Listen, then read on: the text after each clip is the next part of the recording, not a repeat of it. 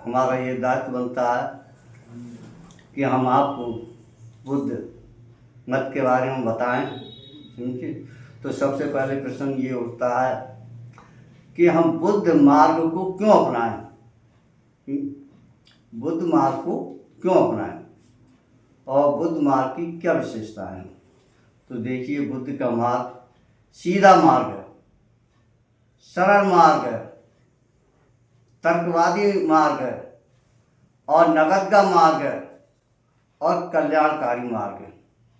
अब सीधा मार्ग का अर्थ समझिए आप। सीधा मार्ग का अर्थ है यहाँ पर कि आपके लिए केवल जो है मन पर नियंत्रण करना है।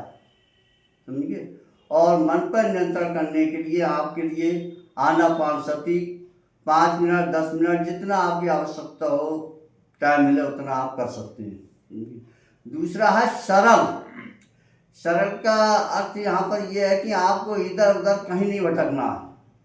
समझिए, आपको टाइम मिले तो वही जो है साधना अपनी करनी है। इसमें इधर उधर का आपको जो है किसी के पास जाना, कोई मटेरियल जुटाना, ऐसा कुछ नहीं। तीसरी बात है कि ये तर्कवादी है।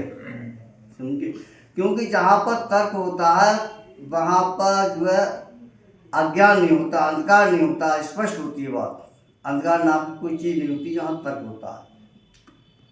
फिर हमने आपको बताया कि ये जो है नगद का मार्ग है। अगर आपने जो है बुद्ध के प्रवचन या आपने बुद्ध वंदना अपने घर पे आज कराई है और आपने जो है उनका जो है पवित्र, निर्मल और शुद्ध अगर प्रवचन आपने सुने और उसमें से आपने एक भी प्रवचन को अगर मान लिया या धारण कर लिया तो आज से ही आपको लाभ होगा। समझिए, ऐसा नहीं है कि हमने बुद्ध वंदना आज करा ली, प्रवचन आज हमने सुन लिए और धारण कर लिए तो लाभ होगा या नहीं होगा या कब होगा, ऐसा नहीं है। तुरंत होगा, 100% होगा। और ये सदा है, ये आपका जो कल्याणकारी है, हर दृष्टि से मानव के लिए कल्याणकारी है। ठीक, इसलिए जो हमको बुद्ध मत को जो धारण करना चाहिए। अब सवाल इस बात का उठता है कि सबसे पहले हमारे यहाँ पर ये जो मतलब धर्म की प्रक्रिया है, समझिए, तो हमारे यहाँ पर ये होता है नमो तस् भगवतो अरहतो सम्मा सम्बुद्धस्, यहाँ से स्टार्ट होती है। तो इसका अर्थ है कि हम उन तथागत अरहत को 3 बार नमन करते हैं जिन्होंने सभी अग्नियों को बुझा दिया है या शांत कर दिया है या उन पर विजय प्राप्त कर ली है।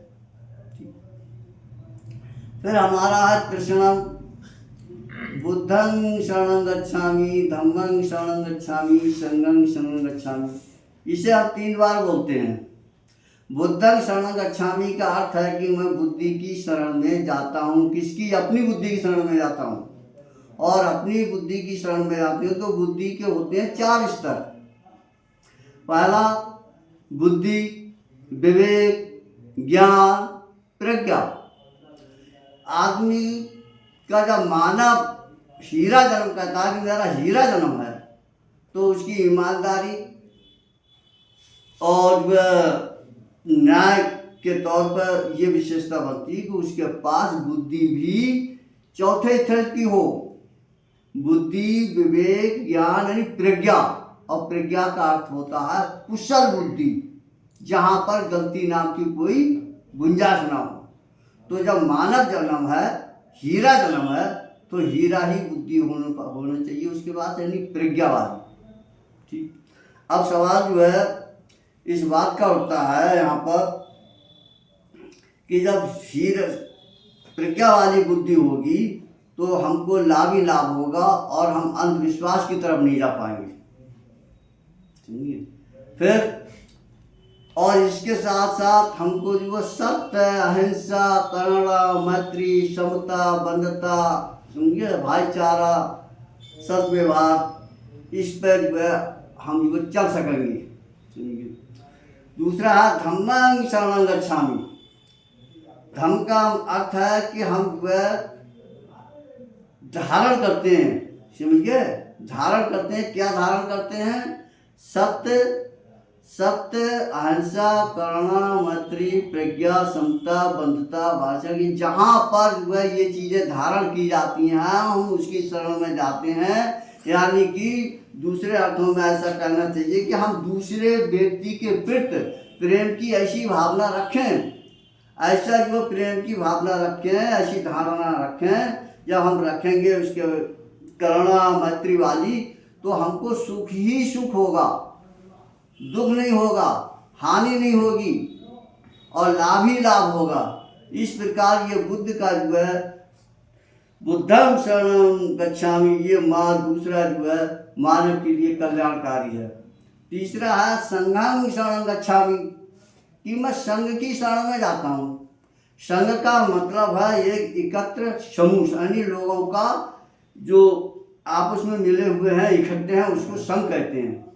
संघ को संगठन भी कहते हैं, और जो लोग बस्तियों में या आपस में मिलजुल कर रहते हैं उसे संघ कहते हैं। तो अब सवाल इस बात का होता है, संघ तो सबके संघ अधिकारियों के होते हैं, कर्मचारियों के होते हैं, व्यापारियों के होते हैं, कृषकों के होते हैं, मजदूरों के होते हैं, जुहारियों के होते हैं, शराबियों के होते हैं, और वह ये मतलब ऐसे होते हैं। तो हम जो कौन से संघ की शरण में जाते हैं?